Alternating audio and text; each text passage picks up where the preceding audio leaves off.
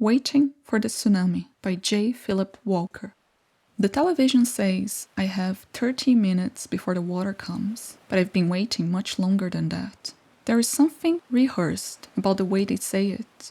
An odd incantation, earthquake, tsunami, evacuate, 50-foot waves. The works. It's like the lifeguards blowing their whistles at Ralph and Sean when they would wade too far out into the surf.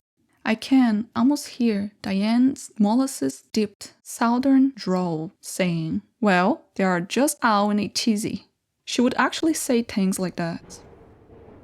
We'd hear about a storm incoming and she'd roll her eyes at the tourists gathering in the hotel lobby, clutching sunscreen bottles and fanny packs as if they were totems that might ward off the bad weather. "It will blow right on over," she'd say. Just as she did with the boys when they got worked up about bullies or nightmares. I used to believe her. For a long time, I thought we could laugh off anything. Arguments, disappointments, close encounters with true fear.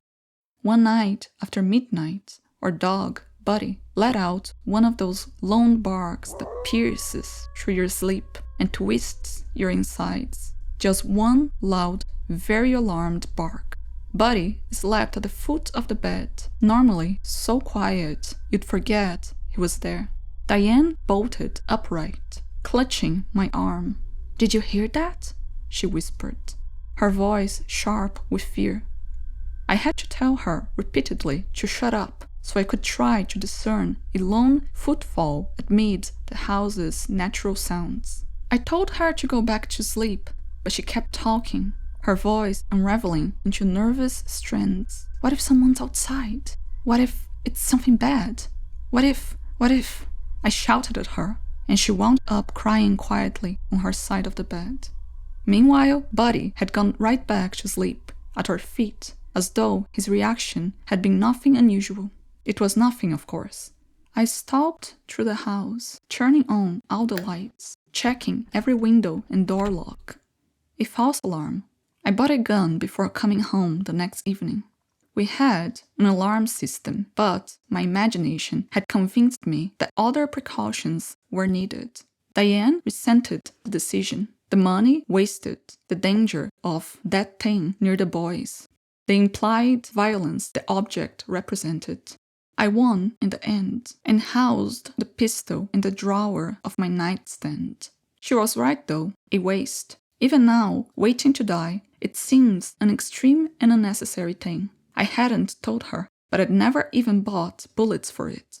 Outside the glass doors, it's beautiful, too beautiful. The sky looks rinsed clean, like it's brand new. Down on the beach, the ocean is draining. Sand gleams bright as bone in the exposed shallows. Inside, the TV drones on and on. I decide to smash it. I want to know what it feels like to break a thing while it is still talking. What are they going to do? Bill me? The screen collapses under my fist with a strange, brittle pop, and fragments spill across the tiles. It feels satisfying, but not in the way I'd hoped. All the stations have gone to tsunami coverage anyway. Maps covered in red swirls. The waves drown like bullwhips, lashing toward the coast. 30 minutes stops. Then everything gets washed clean. Maybe that's why I'm still sitting here in this luxury hotel room, waiting for the answer to my misery. It feels like the right thing to do. I step out on the second-floor balcony where the furniture is constructed of reclaimed teak wood from 200-year-old Dutch farmhouses. There are hand-carved ottomans here too, Nautilus shells that someone put too much time into. They will look quite lovely at the bottom of the sea.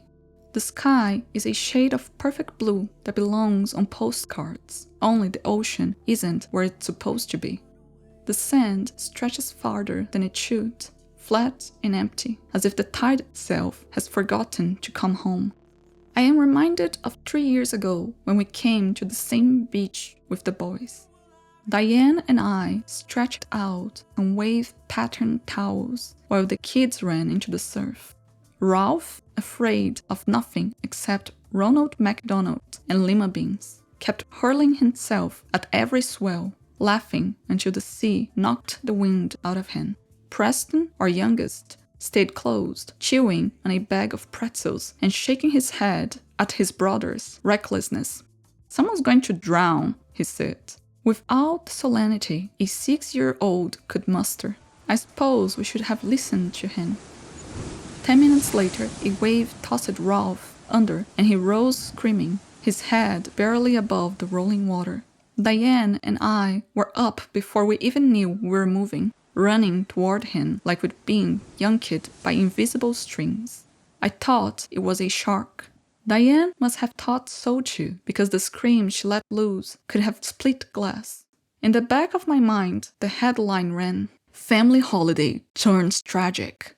He was on the shore before we'd closed the distance, limping out of the water. His brothers, Tim and Eric, had gone back to playing in the surf. Ralph's gasping cries hitched the way he could sometimes make his bike tires sound when skidding to a stop. All that commotion was just a jellyfish sting. I tried to calm him and, in the process, could not stop laughing at his hysterics. His face became redder than the mark of the sting. Even when Diane gave me her famous "that's enough" look, I was writhing in the sand and laughing like a vagrant rolling in a mound of diamonds. It was reflexive, one of those absurd moments where your body decides to betray you. Maybe it was the relief, or maybe it was just me being a jackass. That was where it all began, I think. The end of us. You believe love will weather anything, and then one day it starts cracking like old plaster. And before you know it, you're standing in the wreckage, wondering if you should have at least tried a fresh coat of paint. Each day became a losing battle. Diane and I snipping at each other, arguing over what not to have for dinner, pretending we weren't keeping money from each other. Those were not the worst times we'd had. Body running away comes to mind.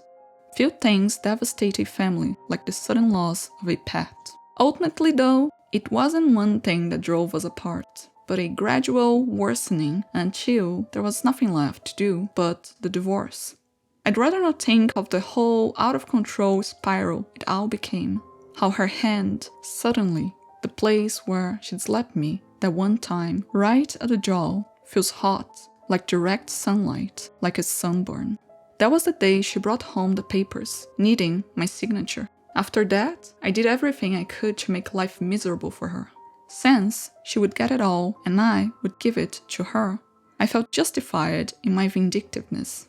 She fueled my selfishness to the point that it hurt the boys more than either of us.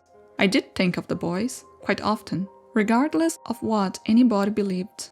I did, and it hurt me to see what our self-destruction put them through. Somehow, amid all the shouting and name-calling, we never once told them it wasn't their fault. That was our greatest sin.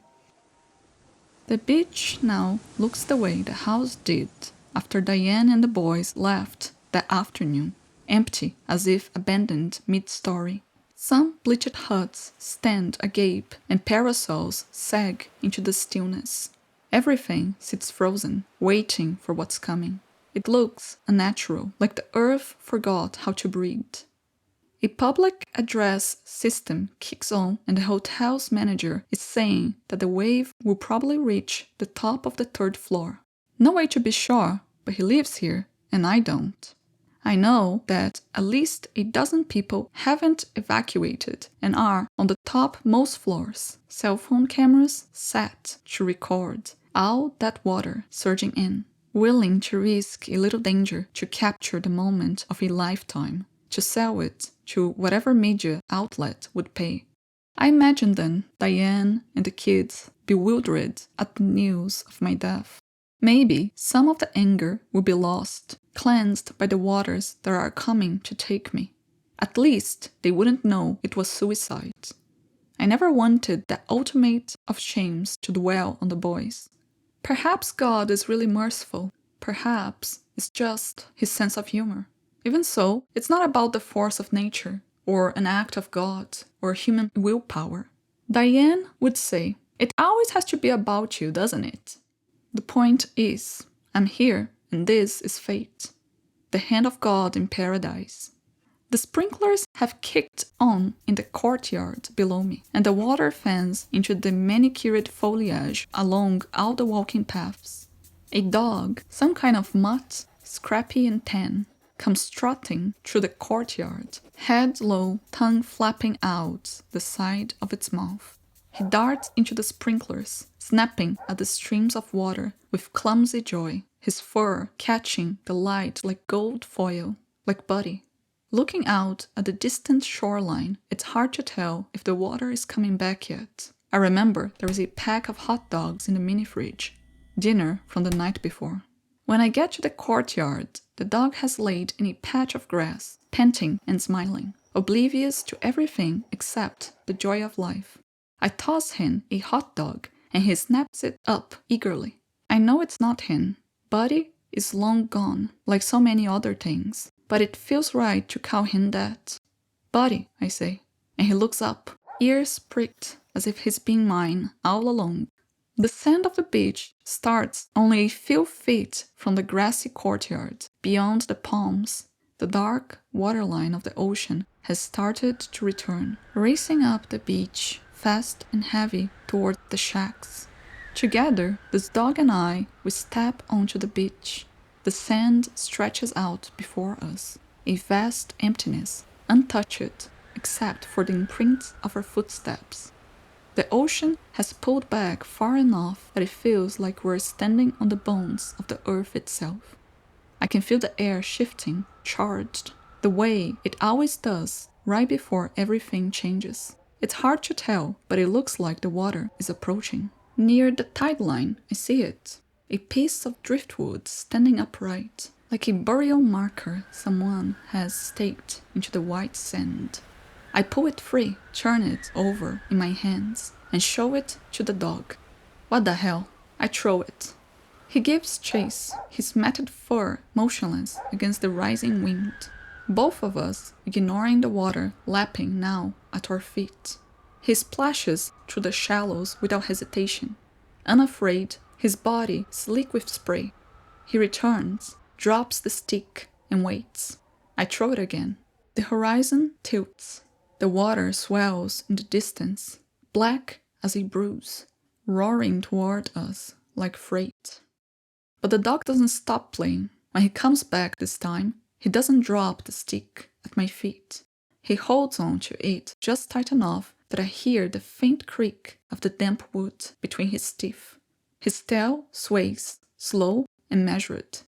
And then he lifts a paw.